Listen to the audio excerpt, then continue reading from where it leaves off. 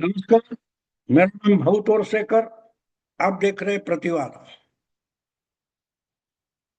दोस्तों, इस विषय का जो हेडिंग है वो सचमुच पिछले 2-3 दिन से मेरे दिमाग में घूम रहा हुआ एक प्रश्न है, सवाल है। ये कौन नई नई नीरा राडिया पैदा हो गई है?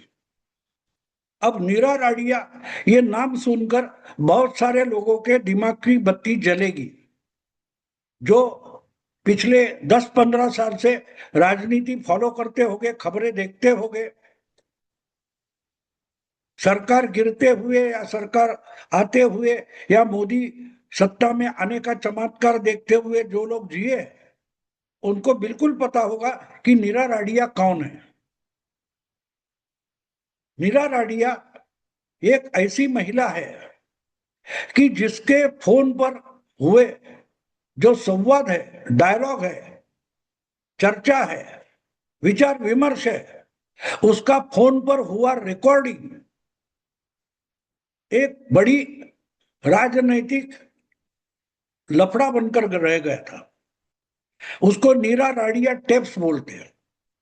इस नीरा राडिया टेप्स ने देश के बहुत सारे नामचीन पत्रकारों की करियर बर्बाद कर दी थी। आज तक नाम का जो चैनल है या इंडिया टुडे ग्रुप है, उसके सबसे बड़े संपादक, एडिटर इन चीफ हुआ करते थे प्रभु चावला। नीरा राडिया टेप सामने आने के बाद प्रभु चावला को अपनी कुर्सी छोड़नी पड़ी थी, अपने पद से इस्तीफा देकर भागना पड़ा था। दूसरे वीर संघवी, जो बहुत बार हम टीवी पर या वीडियो में देखते हैं, 10-15 साल पहले उनका नाम बहुत चलता था, उनकी तूती चलती थी। हिंदुस्तान टाइम्स के संपादक हुआ करते थे और अलग अलग टीवी चैनल पर उनके खुद के प्रोग्राम हुआ करते थे। उनको भी नीरा राडिया टेप्स सामने आने के बाद बदनाम होना पड़ा था और लिखित स्वरूप में उन्होंने हिंदुस्तान टाइम्स में अपनी गुनाह मान ली थी। तीसरा नाम बड़ा था बरखा दत्त, जो एनडीटीवी नेटवर्क की न्यूज एडिटर थी। ये मैं इसलिए बोल रहा हूं कि ये नाम उस वक्त 2005 के बाद ये नाम मीडिया में बहुत चमकते थे। 10-15 साल मानो इन्होंने मीडिया सम्राट बनकर तुम्हारे हमारे मानसिकता पर राज किया है। ये बड़े खबर देने वाले, ये अच्छा एनालिसिस करने वाले, ये बोलेंगे वही ढंग से राजनीति और देश की घटनाएं चलती है, ऐसा लोग मानते थे। इतने इनका नाम का दबदबा था।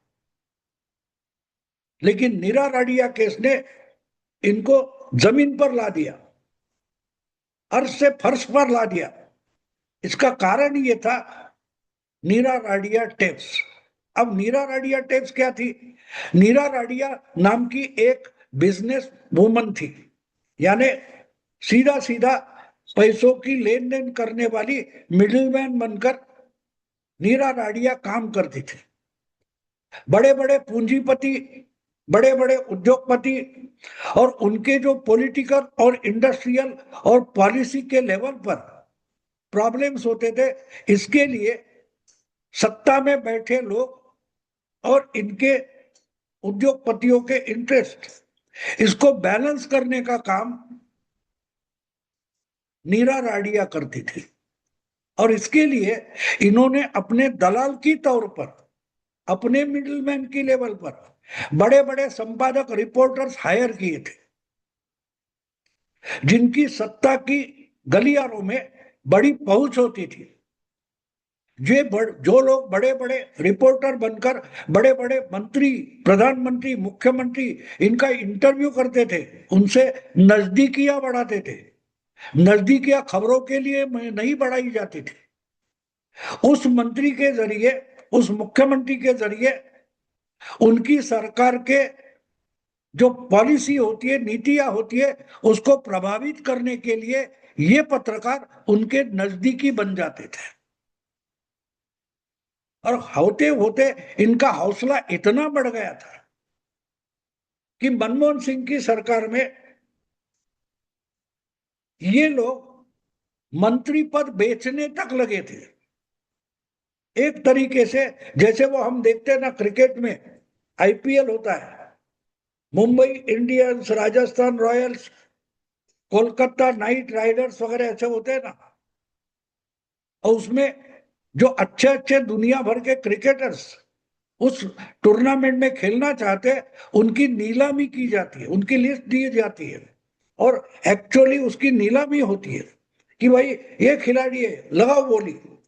अब ये खिलाड़ी, उसमें से कौन सी टीम या कंपनी का मालक खरीद लेगा, उसकी टीम में वो क्रिकेटर जाता था। और दुनिया भर में ऐसी टूर्नामेंट चलती है। तो जैसे उस क्रिकेटर की नीलामी होती है, उसी ढंग से यूपीए सरकार में, मनमोहन सिंह सरकार में अलग अलग मंत्रालय जो होते हैं उसकी नीलामी करने का कॉन्ट्रैक्ट एक तरीके से नीरा राडिया के पास होता था। अब ये नीलामी ओपन हॉल में नहीं होती, ओपनली नहीं होती, चुपके चुपके होती है। गठबंधन की सरकार थी, और गठबंधन की सरकार में कौन सा मंत्रालय अपनी पार्टी को मिलना चाहिए और कौन सा मलाईदार मंत्रालय है वही चाहिए, इस पर झगड़े होते थे। और वो झगड़े में बिचौलिए का काम ये पत्रकार करते थे। ये पत्रकारों को आप बोलो हमारी पार्टी को टेलीकम्युनिकेशन चाहिए, डीएमके को टेलीकम्युनिकेशन मिनिस्ट्री चाहिए, तो सौदा कौन करेगा? नीरा राडिया का कोई दलाल प्रधानमंत्री और उस गठबंधन की पार्टी डीएमके के बीच में सौदेबाजी करेगा। आपको याद होगा उसमें ए राजा नाम का एक मंत्री था जो डीएमके से आता था, उसको 2G स्कैम में 1.5 साल 2 साल जेल जाना पड़ा था। तो उसके मंत्री पद की सौदेबाजी किसने की थी? उसका नाम नीरा राडिया टेप स्कैम है। तो नीरा राडिया स्कैम जो था उसमें ये चर्चा फोन पर होती थी, और उसका रिकॉर्डिंग है कि कोई एक पत्रकार सौदेबाजी कर रहा है नीरा राडिया से कि भाई डीएमके को ये मंत्रालय पोर्टफोलियो मिलना चाहिए, एनसीपी या और कोई टीएमसी को ये मंत्रालय मिलना चाहिए, और टीएमसी में या डीएमके में कौन से नेता को मंत्री बनाया जाए, ये भी इसी सौदेबाजी में तय होता था। उसको पटाने का काम करना प्रधानमंत्री को या पॉलिटिशियंस को, सत्ता में बैठे पॉलिटिशियंस को पटाने का काम ये बाकी के पत्रकार दलाल करते थे। वो पत्रकारिता नहीं करते थे, वो दलाली करते थे। और दलाली करने के लिए उन्होंने जो एक मुखौटा लगाया था, मास्क लगाया था, उसको पत्रकार बोलते हैं। ये मास्क लगाए हुए पत्रकार थे, असलियत में ये दलाली करते थे। और इनके जरिए मनमोहन सरकार में, यूपीए सरकार में कौन सा मंत्रालय किस पार्टी को दे दिया जाएगा ये तय होता था।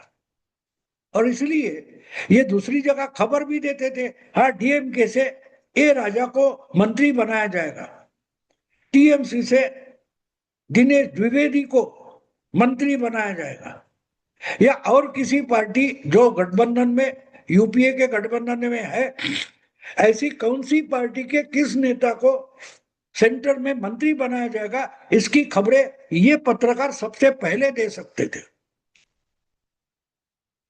और ये जब सामने आ गया तो बहुत बड़ा बवाल हो गया। इन तीनों पत्रकारों को अपनी जगह से हिलना पड़ा था।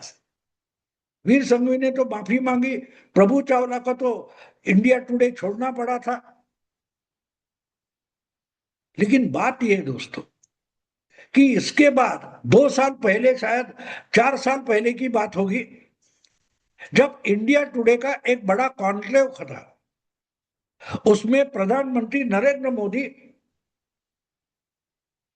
चीफ गेस्ट बनकर आए थे, और वो वीडियो भी आपको मिल सकती है। तब अरुण पुरी, जो इंडिया टुडे ग्रुप के मालिक है, चीफ एग्जीक्यूटिव है, उन्होंने मोदी से एक तकरार की थी कि पूरी मीडिया को आपने परेशान करके रखा है, सरकार के अंदर से हमारे पास कोई खबर आती ही नहीं, कौन मंत्री बनेगा कौन नहीं बनेगा, किसी को मंत्रिमंडल से निकाला जाएगा, कहाँ का मुख्यमंत्री कौन बनेगा। शपथ ग्रहण के 2 घंटे पहले तक हमें कोई नाम नहीं मिलता। जो राजनीति चल रही है, जो नीतियां तय हो रही है, उसके बारे में हमें कुछ भी खबर अंदर से नहीं मिलती। खबरें चलाए तो कैसे चलाए? तो अंदर की बात बताने वाली जो पत्रकारिता थी, वो 2014 में नरेंद्र मोदी प्रधानमंत्री बने और उसके सारे दरवाजे बंद हो गए। यानी नीरा राडिया जैसे किसी को मोदी सरकार में अंदर घुसने की जगह ही नहीं बची थी, सारे दरवाजे बंद कर दिए थे। और इसी की तकरार अरुण पुरी उस इंडिया टुडे कॉन्क्लेव में कर रही थे कि मोदी जी आने के बाद मीडिया के लिए खबर अंदर से आना बंद हो गया। राज्य का मुख्यमंत्री हो, केंद्र का मंत्री हो, कुछ खबर नहीं मिलती, ना नाम मिलते। तो उसके बाद जब कॉन्क्लेव का उद्घाटन करने के लिए मोदी जी खड़े हो गए, माइक पर आ गए, तब उन्होंने एक तंज कसा था। सही में तो अरुण पुरी ने ही बोला था कि शायद प्रधानमंत्री अब बोलेंगे दुकान तुम्हारी है, मैं क्यों चलाऊं, खबरें देने की दुकान तुम्हारी है, वो मैं क्यों चलाऊं, मेरी सरकार क्यों चलाए, ऐसा शायद प्रधानमंत्री बोलेंगे, ऐसा तंज अरुण पुरी ने कसा था। तो उससे ही मोदी जी ने आरंभ किया था। मोदी जी ने कहा था कि ठीक है, आज के लिए तुम्हारी दुकान मैं ही चला लेता हूं। याद है आपको? आपको वीडियो मिलेगी उसकी। तात्पर्य इतना ही है कि मोदी जी प्रधानमंत्री बनने के बाद सरकार के मंत्रालय बेचना, उसकी नीलामी करना, सरकार की पॉलिसी किसी भी पूंजीपति को या उद्योगपति को बेचना, ये धंधा बंद हो गया। उसमें जो पत्रकार दलाली करते थे, वो आहिस्ते आहिस्ते सब चैनल छोड़कर भाग गए, आजकल यूट्यूब चैनल चला रहे हैं। एक समय इनका दबदबा था, मानो ऐसे पत्रकारों के लिए प्रधानमंत्री या मंत्री अपना काम छोड़कर इनके फोन उठाने के लिए भागते थे। ये तय करते थे कौन मंत्री होगा, उसके पास कौन सा मंत्रालय होगा, कौन सी पार्टी का कौन सा नेता मंत्री होगा, क्योंकि ये खरीदते थे और बेचते थे और नीलामी करते थे। 2014 के बाद ये बंद हो गया। तो आज नीरा राडिया मेरे दिमाग में आने का कारण ये है कि पिछले 3-4 दिन से मैं अलग अलग सोर्स से और मीडिया पर, वीडियो में, चैनल पर देख रहा हूं, सुन रहा हूं कि बहुत जल्दी मोदी सरकार के मंत्रिमंडल में बड़ा फेरबदल होने वाला है, उलटफेर होने वाला है। बहुत सारे मंत्रियों को घर बिठाया जाएगा, बहुत सारे नए मंत्री सरकार में आ सकते हैं। तो वो कौन कौन हो गए, उनके नाम तक बताना शुरू हो गया। एकनाथ शिंदे का बेटा जो एमपी है लोकसभा का, श्रीकांत शिंदे, उसको लाया जाएगा। अभी अभी एकनाथ शिंदे की पार्टी में आए हुए धाराशिव के एमपी जो उद्धव ठाकरे को छोड़कर एकनाथ शिंदे के साथ चले गए, ओम राजे निंबाळकर, उनको मंत्री बनाया जाएगा। भाजपा में जो सेक्रेटरी बन के काम कर रहे हैं, वो महाराष्ट्र के विनोद तावड़े को मंत्री बनाया जाएगा। धर्मेंद्र प्रधान को मंत्रिमंडल से निकाला जाएगा। यानी जो बातें 2014 से पहले मनमोहन सिंह के समय में चल रही थी, उसी तरह की खबरें आने लगी तो मेरा दिमाग चकरा गया। यार फिर से वही नीरा राडिया एक्टिव हो गई है, या कोई नई नीरा राडिया मोदी युग में पैदा हो गई है कि जो ऐसी खबरें दे रही है कि जो अंदर की है। या आज भी मोदी युग में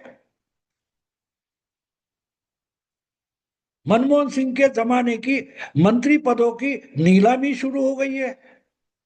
क्या ये पत्रकार जो आज नाम दिखा रहे, सुना रहे, बता रहे, इन्होंने ऐसी दलाली शुरू की है? और दलाली शुरू की है तो इनकी नई नीरा राडिया कौन है?